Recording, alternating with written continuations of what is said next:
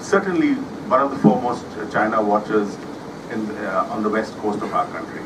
I think for some period of time, the Naval War College relies on him quite considerably. And so what we'll be doing then, as I said, is we'll start off with Ambassador Vishwanathan talking about the India side of things, the new paradigm. Then I'll turn to Dattesh and ask him to sort of give us his assessment of what China is doing in Latin America and why and in what ways. And then finally we'll turn to Hari. So Hari, I think, is going to do something quite fascinating, which is actually try to build a comparison between these two sort of sets of engagements. And then I think hopefully we'll have time after that for something like a sustained interaction as well. So let me first turn to you, sir.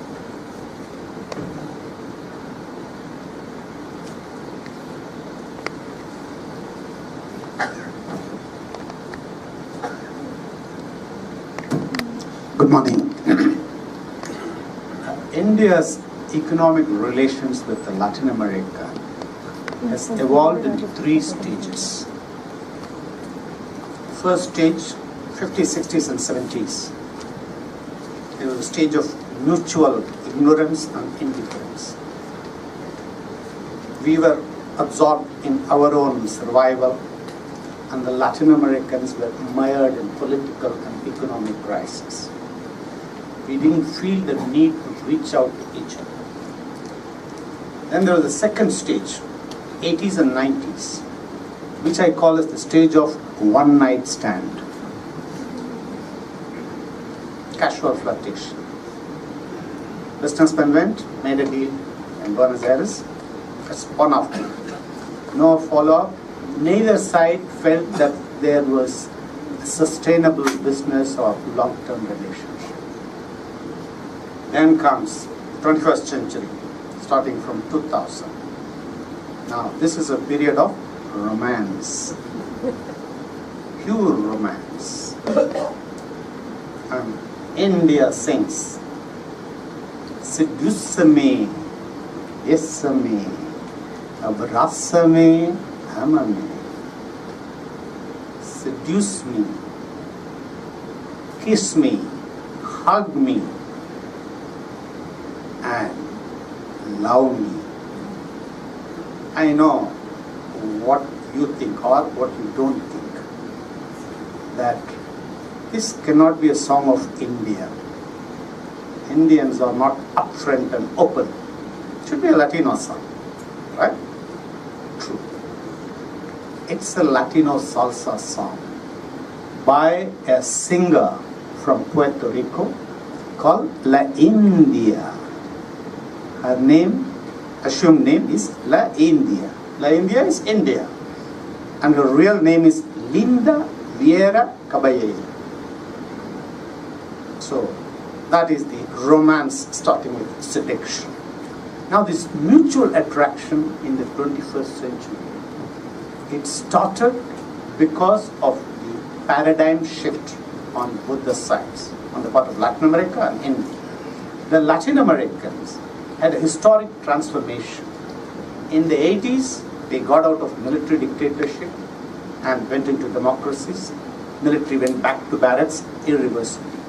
Today, out of the 19 countries, 17 are flourishing democracies. Cuba, you know, and you have Chavista authoritarianism in Venezuela. But otherwise, democracy is there to stay. And economically, Latin America had in the past always moved from one crisis to another with adventurous policies.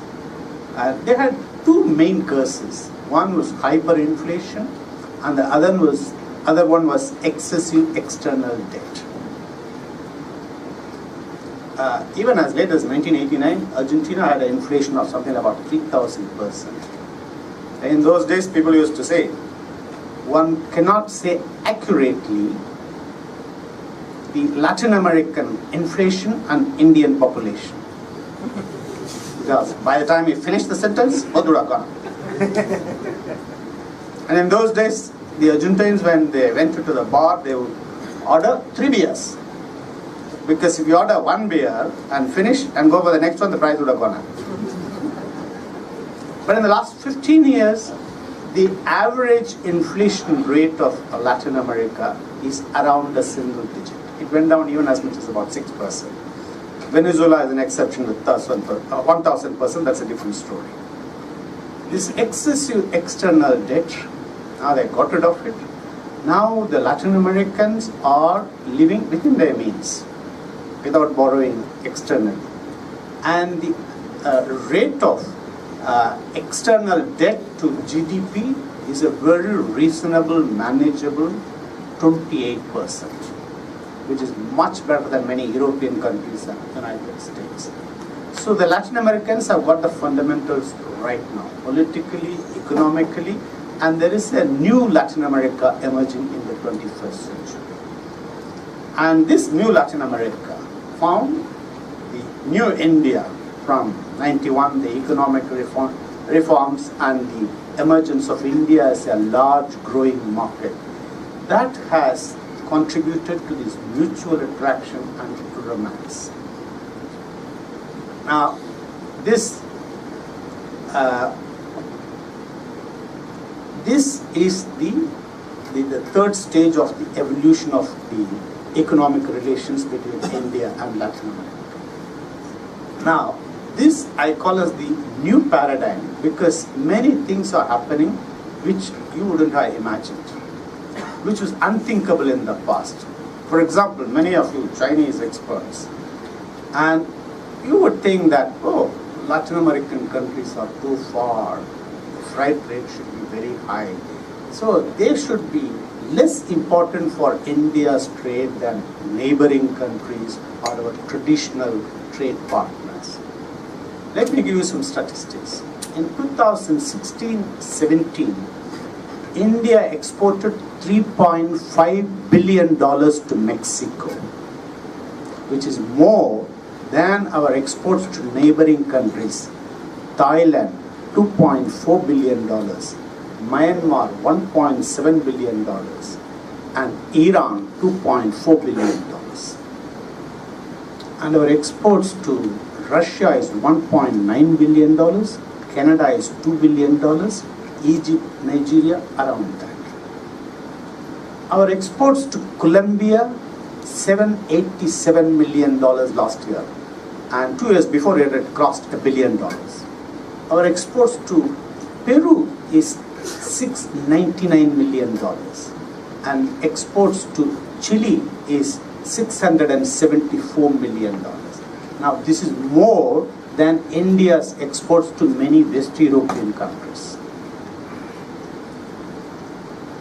Our exports to Guatemala was in 2014-15 was $254 million, which was more than our exports to Cambodia, which has the same population of about 16 million, but they are in our backyard. And this year it has gone down a bit. And India's Latin America is the largest destination for India's vehicle exports. 23% of India's vehicle exports go to Latin America. And you would be surprised that the largest destination for India's car exports is Mexico, $1.6 billion last year. And you should remember that Mexico itself is one of the largest exporters of cars in the world, thanks to NAFTA. Latin America is the largest destination for our motorcycle exports. In 2014-15, Colombia was the number one, $231 million. Now it is in the third position after Bangladesh and Sri Lanka. India is the third largest supplier of textiles and fourth largest supplier of garments to Latin America. And some of you would think that, oh, India cannot compete with China in a big league. But India has beaten consistently China in Latin America in export of pharmaceuticals. Last year we exported $651 million, and China did $404 million. So this is the new paradigm. Now, what is true for us, this new paradigm, is also true for the Latin Americans. Latin Americans who thought they are Europeans in the other continent. Now today, India is more important as an export destination for Latin America than any European country. Last year in 2006, Latin America exported $16.7 billion to India, which is more than their exports to Germany, which was $14.4 billion, Spain $13.5 billion, UK $10 billion, France and Italy under $10 billion. And India is the largest destination for Latin America's export of vegetable oil, which is a major item of export. Second largest market for their crude oil. We buy more Latin American crude than China. Third largest destination for their copper exports, and the fourth largest for gold. So the Latin Americans have also got this new paradigm of India as an important destination, more important than their traditional partners. Latin America and India and Latin America of the 21st century, they have discovered and are in the process of discovering new synergies and complementarities, which were unthinkable in the past, in the last century. I'll give two examples. In energy and food sector, energy and agriculture. Last year, we imported about $10+ billion of crude oil from Latin America. We source 15 to 20% of our crude imports from Latin America. Now, we are more and more thirsty. We are going to import more. In 2005-06, India's total imports of crude was 99 million tons. Last year, it was 202 million tons. According to the International Energy Agency, we would need to import 350 million tons by 2040. So we are going to need more and more import of crude oil. And here is Latin America, which has got 20% of the global reserves. They export about 4 to 5 million barrels per day. They can easily double it. And you might know that Venezuela has more reserves than Saudi Arabia. Venezuela has 292 billion barrels, as against Saudi Arabia's 266 billion barrels. And Brazil has discovered pre-salt oil, and they have got the technology as a global leader, going under 5,000 meters and extracting oil. Argentina has the world's second largest shale gas and the fourth largest shale oil. They just started tapping. Mexico, which had closed its energy market fearing the big brother, now they opened up and investment is flowing in. So they are going to produce more. So while they are increasing the production and they have the capacity to increase it, they have lost their most important market, United States. The United States was the #1 market for Latin America, for Latin American crude. But US has drastically reduced its imports from Latin America thanks to the shale revolution. So Latin America is looking for a large market for its oil, and India, after United States, is the #2.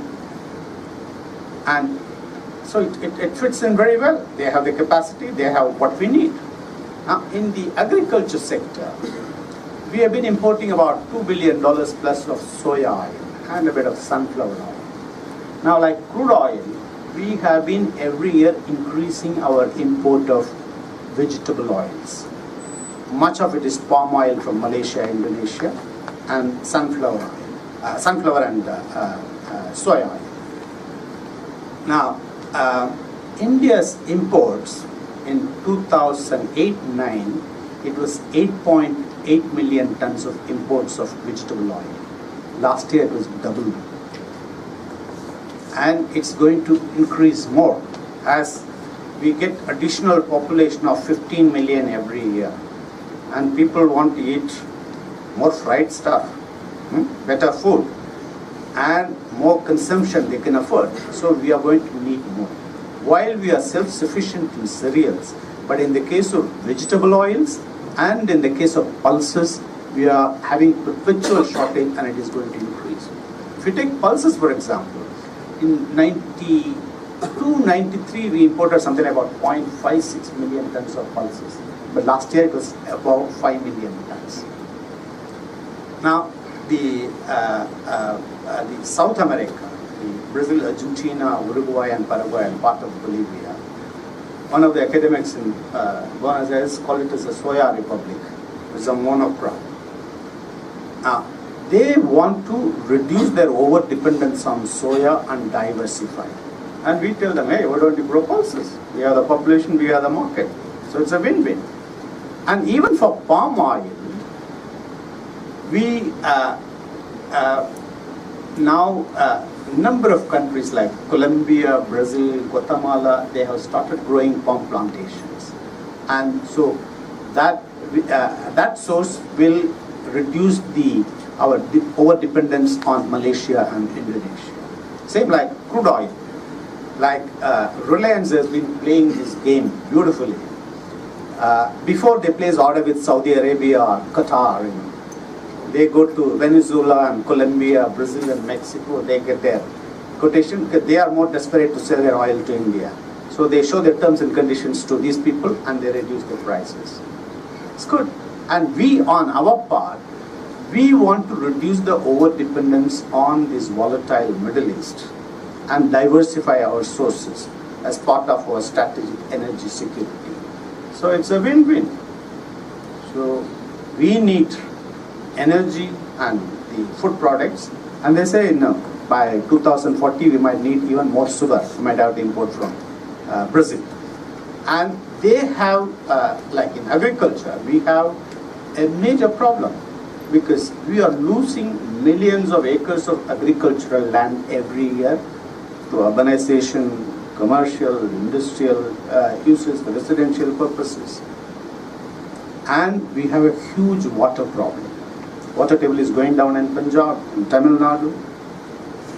And the productivity cannot significantly increase because of the small parcels of land and inability of the small farmers to invest. But Latin America, particularly South America, is an agricultural powerhouse. They can bring in another 40 million hectares of land into cultivation. And they have no problem about water. They can easily feed another 500 million people in the world. And they have the technologies, innovation and best practices. So it matches beautifully. Talking about the new paradigm, I talked about the new paradigm in the market. Let me also tell you something about the new paradigm in the mindset. The Latin Americans and the new Indians have become more globalized, more confident, reaching out to everywhere. Now, in the 1990s, in all my talks in chambers of commerce, after the question and answer session, people will raise their hand and say, oh, Latin America is too far, the freight is high, it's a problem. But the Indians have become smarter and the Latin Americans also become smarter to kill this distance. The first one to do this was Reliance. You know how Reliance started importing oil from Venezuela from 2000 onwards? They found that the very large crude carriers, super tankers, carrying crude from Gulf to United States, they were coming back empty. So they just stop at Venezuela, fill it up and pay a margin. That's how they started. Even today, Reliance is the largest importer of crude from Latin America. And today you go to Khan market in Delhi, You get fresh fruits and vegetables from Argentina, Peru, and Chile. You get apples and pears, asparagus and avocados, fresh fruits and vegetables. While the Indians are smartly, and the Latin Americans kill the distance, there is another mindset which took advantage of this distance, the difference in time zone. Our IT guys, we have got about 24 Indian IT companies which have global delivery centers across Latin America, employing 25,000 Latin Americans. They have a new business model, 12 by 12. They do 12 hours of work in the same time zone as North America, and then shift the operations, let the Latin Americans go to sleep and come to India. Perfect. And the Latin Americans too do it. There's a company called Globant from Argentina, Softec from Mexico, Stefanini from Brazil. They have global delivery centers in Pune and Bangalore and Noida, and they do the same thing. Another new paradigm is that, in the olden days, economists used to talk about the dependency theory and how developing countries like India and Latin American countries, we were going to be the cobblers and tailors for the developed world. We send them the raw materials, they process. But see what's happening now. Today, Reliance imports crude oil from Latin America, processes it in their refinery in Jamnagar, and exports diesel to Brazil and Mexico. In 2014-15, they exported over $3 billion of diesel to Brazil. There is a company called Renuka Sugar. They import raw sugar from Brazil worth over $1 billion, process it in Kandla and Haldia, and export to Middle East and Asia and Africa. Like the Indians do, the Latin Americans also do. There is a girl called Cecilia Angelon. It's a Brazilian girl from Sao Paulo. She went to London looking for a job. She got a job in an Indian store run by a Malhotra. And soon, the Cecilia Angelon became Cecilia Malhotra. And she made him close the shop there and took him to Sao Paulo. And then she said, now that I have conquered an Indian man, let me do something about the Indian market, let's see. She came to India and she was fascinated by this henna powder. She imported henna powder and marketed it. It was doing well. Then she said, why should I import these finished products? Why don't I import the ingredients, raw materials? So she started importing the raw materials and made her own brand called Surya Henna. Marketed in Brazil, did well. Argentina, South America, up to Mexico, United States. She has built a $20 million business. Now she wants to set up a factory in India. And she is exporting to India also.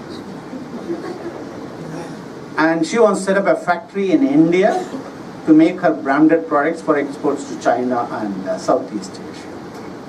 This is the new mindset.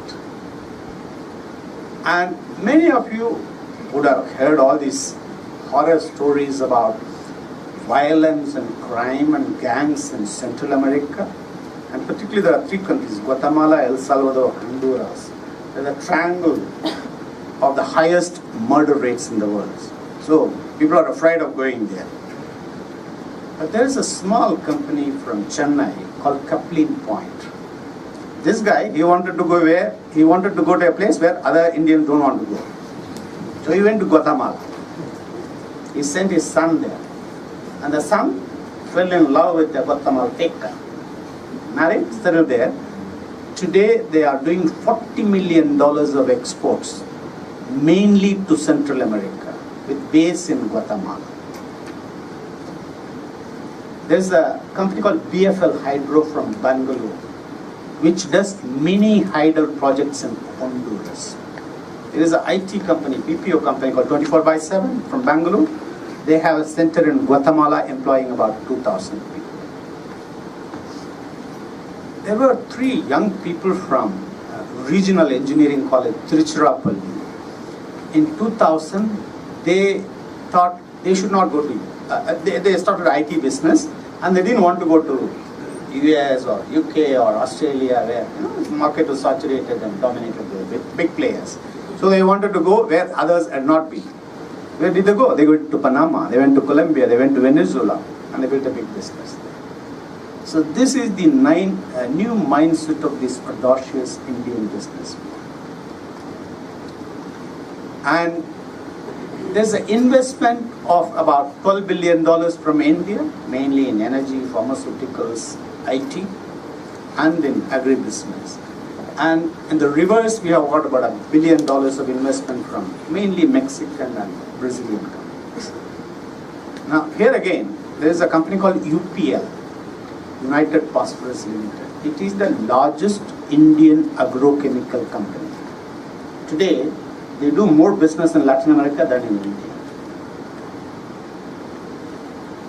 And Latin American investment in India is also eye-opening. For example, when the big colas came in, Pepsi and Coke, the Indian colas, they folded, surrendered, or sold themselves. But here comes a company from Peru called AGE, A-J-E. They pronounce J as A, Spanish. AGE. They have set up a bottling plant in Patalganga in Maharashtra, making something called Big Cola. And they want to reach out to lower middle class. Isn't it amazing? A company from Peru coming and betting on the lower middle class in India. And Indians are great film watchers, go to movies. And today the 4th largest owner of multiplexes in India is a Mexican company called Cinepolis. And they are a global player too. And there are quite a number of joint ventures which are flourishing. Like you might have seen in the roads, Tata Marco Polo buses. So we In Argentina. So we're going to have to wrap it up. Okay. And the latest is entertainment business for joint ventures. Like you might have seen a film called Kites by Hrithikesh Roshan. The heroine is Barbara Mori from Mexico. And since we got a heroine from there, we sent our son-in-law, a guy called Prabhakar Sharan. He became the hero in a Costa Rican film, the first Latin American film with 100% Bollywood formula. He is from Motihari in Bihar. He's married to a Costa Rican and he is the hero in the first Latin American film. So this is the new paradigm. Thank you. I've heard you before, but this was superlative. Tatesh, please.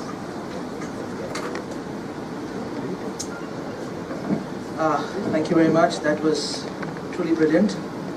And I sometimes get a feeling that after hearing Ambassador Vishwanathan, whether the Chinese at some point in time had eavesdropped into one of his lectures, that they picked up on some of these tips and tried to do what they did in Latin America. So anyway, so I'm going to speak about the Chinese engagement in Latin America. So I'll begin by essentially prefacing my talk by pointing to the raison d'etre as to why we are discussing Latin America. Because often China-Latin America or Latin America entering the discussion when Indians are talking about China is a little bit esoteric to many stakeholders. But the point is, as the India-China relationship evolves, there have been 3 patterns that are emerging. Historically, we have the baggage of history that we are dealing with. In recent years, we've seen the lopsided asymmetry that has kind of characterized our relationship, and that has its own implications. But going forward, what is going to define our relationship, not just in terms of how we do it bilaterally, but in the global sphere, it's going to be the way in which we connect, not just with our immediate neighborhoods or with our overlapping regions, but with regions like Africa and Latin America that are quite distant, but where the real new growth poles lie as we go forward. We all agree that India and China are the arch pillars of the 21st century. But in many ways, the growth poles will also be the continents of Africa and Latin America. And in that sense, Latin America often gets left out because people often endeavor to look at Latin America in terms of broad, sweeping, generalizations. So we look at Latin America and we treat all of them as one homogeneous entity. Whereas actually the way in which you actually engage these regions is by understanding the specificities within that particular region and then curating your responses to it. Now we all know historically when the Chinese began to engage, in the 50s and 60s, Latin America was a very remote continent. Chinese national power did not allow them, did not behoove them to engage Latin America in a substantive way. And the only extent to which Latin America was seen in terms of the leftist governments that emerged within a certain ideological context, and there was a certain affinity for them, but it was quite skeletal. Through the 70s and 80s, obviously the most important issue that was quite rife for China in Latin America